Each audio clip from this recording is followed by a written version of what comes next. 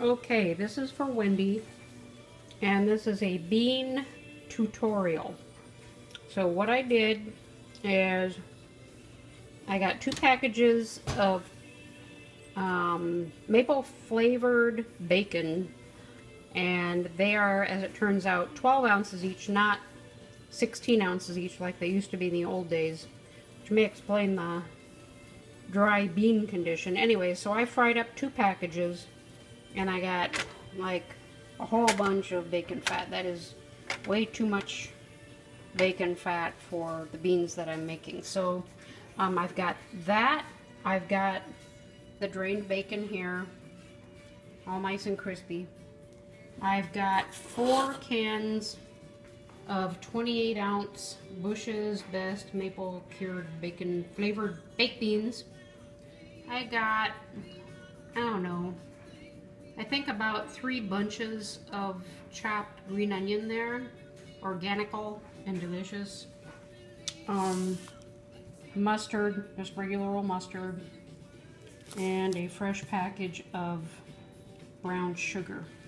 So in the meantime, I have 4 cans of the baked beans kind of heating up here in the crock pot, and I am going to show you my method, because it isn't about measuring, it's just about eyeballing. So here you go.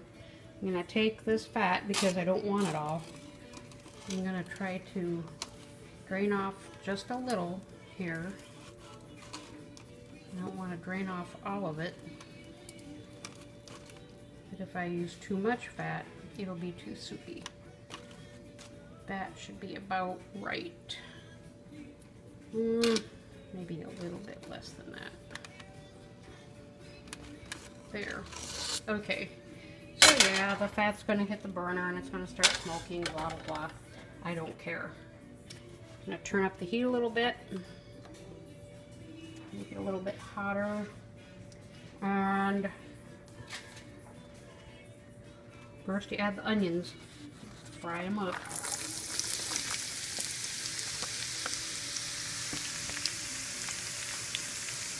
Smells delicious.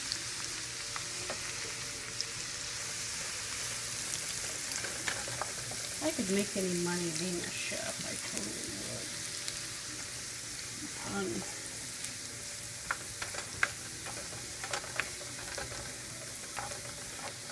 Notice how the fat kind of gets absorbed by the green onion here. Turn it up a little bit more so we can expedite this process. Kind of messy because I'm not hanging on to the pan, I'm holding on to my phone. I don't know what you are, but you gotta get out of there. A leaf or something.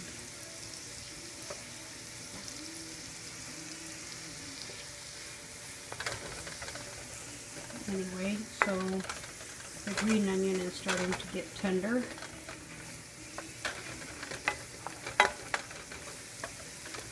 It smells delicious. Can you smell it? Smell it.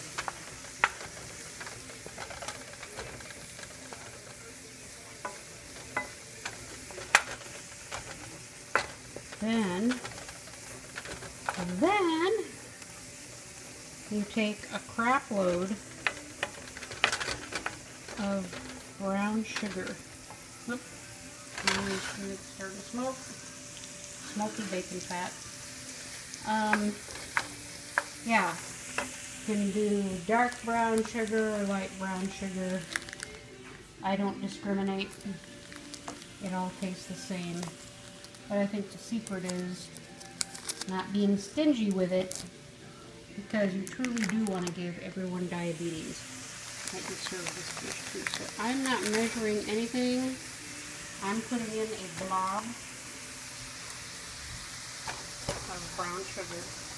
And even if it's a little hard, it'll soften right up. And basically, there you go. melt, for lack of a better word. It smells even more delicious now.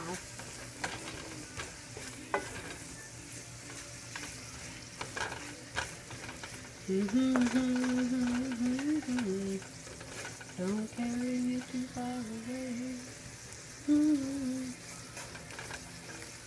Okay. From my perspective, it might need a little more brown sugar than that. And that's just me. That's based on the fact that there's still some kind of clear fluid there. I think it should be a little more brown everywhere, so I'm going to dump a little bit more in. That ought to be sufficient. And if I had to quantify it, it might be about a cup of brown sugar in this concoction. That's better. And like I said, there's no such thing as too much brown sugar. See how nice and soupy it's getting. So now, you take your mustard, and it's squirting out everywhere. And I'm just gonna, that sounds terrible. Again, I'm not measuring nothing. Stir that up in there. Several tablespoons full of yellow mustard. Plain old yellow mustard. No special fancy Dijon or nothing like that.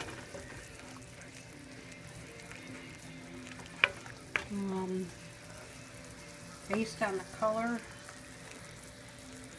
which is still more brown than yellow, I might add a little bit more mustard. Shake this new container of mustard up earthquake. And a little bit more in there. This might be it. This is looking and smelling really good. It smells really tangy. Smells sweet and a little vinegary at the same time.